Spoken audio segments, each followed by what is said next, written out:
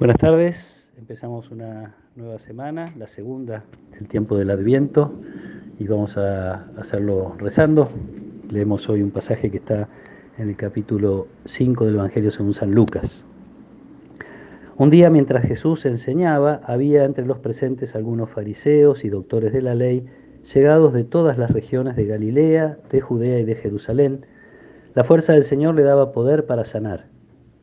Llegaron entonces unas personas trayendo a un paralítico sobre una camilla y buscaban el modo de entrar para ponerlo delante de Jesús. Como no sabían por dónde introducirlo a causa de la multitud, subieron a la terraza y desde el techo lo bajaron por entre las tejas con su camilla en medio de la concurrencia y lo pusieron delante de Jesús. Al ver la fe de ellos, Jesús le dijo: «Hombre, tus pecados te son perdonados». Los escribas y los fariseos comenzaron a preguntarse: ¿quién es este que blasfema? ¿Quién puede perdonar los pecados, sino solo Dios? Pero Jesús, conociendo sus pensamientos, les dijo: ¿qué es lo que están pensando? ¿Qué es más fácil decir: tus pecados te son perdonados, o levántate y camina? Para que ustedes sepan que el Hijo del Hombre tiene sobre la tierra el poder de perdonar los pecados, dijo al paralítico: a ti te digo, levántate, toma tu camilla y vuelve a tu casa. Inmediatamente se levantó a la vista de todos, tomó su camilla y se fue a su casa alabando a Dios. Todos quedaron llenos de asombro y glorificaban a Dios diciendo con gran temor: hoy hemos visto cosas maravillosas. Palabra del Señor. Otra vez la gente celebra la obra de Dios a través de Jesús, se asombra, expresa este asombro. Hoy hemos visto cosas maravillosas. El hombre curado se retira glorificando a Dios, alabando a Dios, así nos dice el Evangelio. Allí están también las autoridades religiosas que tienen dificultad para reconocer la obra de Dios en Jesús, tanto que con bastante razón se preguntan quién es este, si solo Dios puede perdonar los pecados, lo cual es cierto. Tendrían que llegar a la conclusión de que este que está allí es Dios, algo difícil de hacer para ellos y seguramente para todos.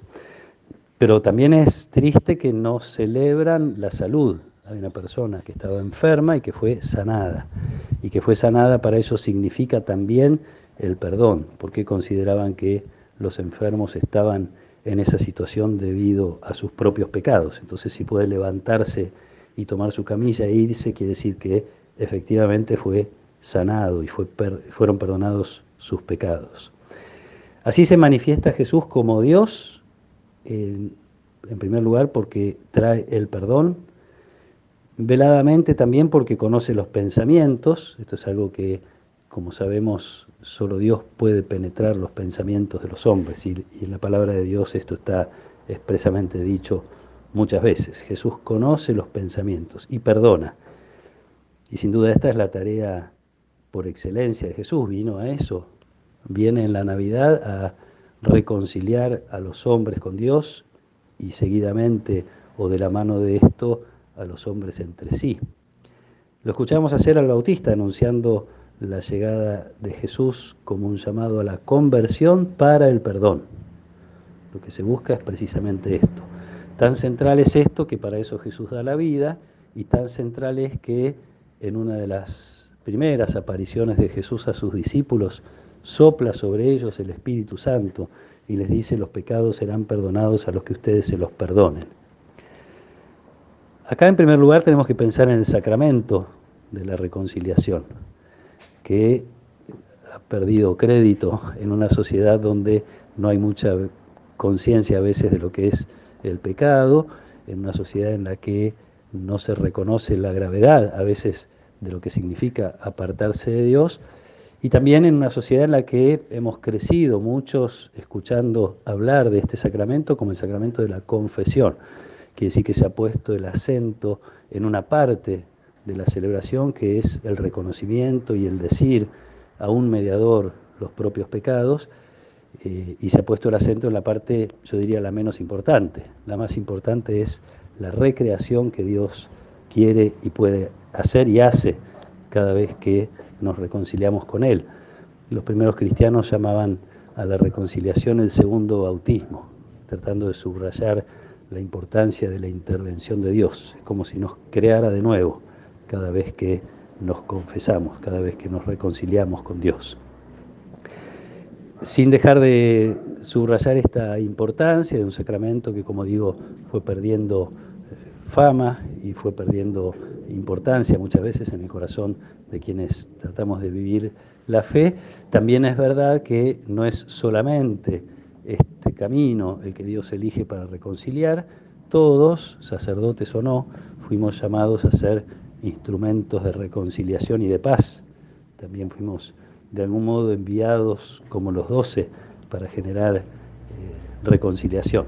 Lo que nos sucede en el sacramento se contagia, debería contagiarse a distintos aspectos de nuestra vida, a distintos vínculos, etc. Todo lo que nos haga testigos del amor de Dios y un amor que es especialmente dirigido hacia los pecadores. Entonces tenemos que buscar como estos hombres que tenían fe.